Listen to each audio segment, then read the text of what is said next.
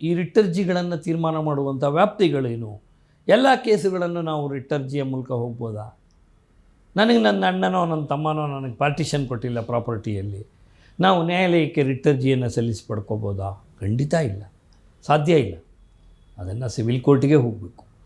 ನಾನು ಮನೆ ಕಟ್ತಾ ಇದ್ದೀನಿ, ಯಾರೋ ಪಕ್ಕದವ್ರು ನಂಗೆ ತೊಂದರೆ ಕೊಡ್ತಾ ಇದ್ದಾರೆ, ನಾನೊಂದು ರಿಟರ್ಜಿಯನ್ನು ಹಾಕಿ ನಾನು ನ್ಯಾಯಾಲಯದಿಂದ ಆದೇಶವನ್ನು ಪಡ್ಕೊಳ್ಳಿಕ್ಕೆ ಸಾಧ್ಯನಾ ಅಂದರೆ ಖಂಡಿತ ಸಾಧ್ಯ ಇಲ್ಲ.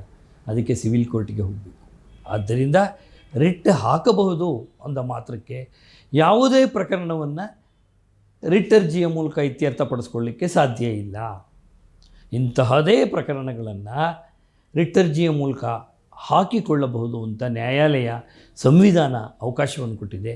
ಅದನ್ನಷ್ಟೇ ಮಾಡೋಕ್ಕೆ ಸಾಧ್ಯ ಆಗುತ್ತೆ.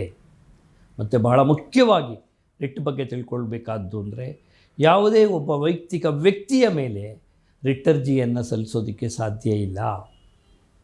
ಕೇವಲ only on authorities, government establishments and other public limited companies, banks, ಇಂತಹ ಒಂದು ಸಂಘ ಸಂಸ್ಥೆಗಳೇನಿದೆ ಇವುಗಳ ಮೇಲಷ್ಟೇ ರಿಟರ್ಜಿಯನ್ನು ಸಲ್ಲಿಸಲಿಕ್ಕೆ ಸಾಧ್ಯ. A cannot file A writ petition against B, B cannot file A writ petition against C. ವೈಯಕ್ತಿಕ ವ್ಯಕ್ತಿಗಳು ಪರಸ್ಪರ ರಿಟರ್ಜಿಯನ್ನು ಸಲ್ಲಿಸಲಿಕ್ಕೆ ಸಾಧ್ಯ ಇಲ್ಲ. ಇದನ್ನು ಬಹಳ ಮುಖ್ಯವಾಗಿ ತಿಳ್ಕೊಳ್ಬೇಕಾಗುತ್ತೆ. ಹಾಗಾದರೆ ಒಂದೇ ರಿಟ್ ಆಗಿರೋದು, ಒಂದೇ ರೀತಿಯ ರಿಟರ್ಜಿಯನ್ನು ಸಲ್ಲಿಸಲಿಕ್ಕೆ ಸಾಧ್ಯನಾ? ಯಾವ ಸಂದರ್ಭಗಳಲ್ಲಿ ರಿಟರ್ಜಿಯನ್ನು ಸಲ್ಲಿಸ್ಬೋದು ಅನ್ನುವಂಥ ಪ್ರಶ್ನೆಗೆ ಉತ್ತರ ನೋಡಿ.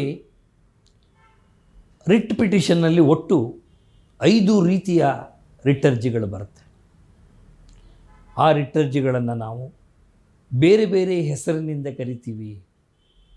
Writ of habeas corpus, writ of mandamus, writ of certiorari, writ of prohibition ಮತ್ತು ರಿಟ್ ಆಫ್ ಕೋ ವಾರಂಟೋ ಅನ್ನುವಂಥ 5 ರೀತಿಯ ರಿಟ್ ಪಿಟಿಷನ್ಗಳು ಬರ್ತವೆ.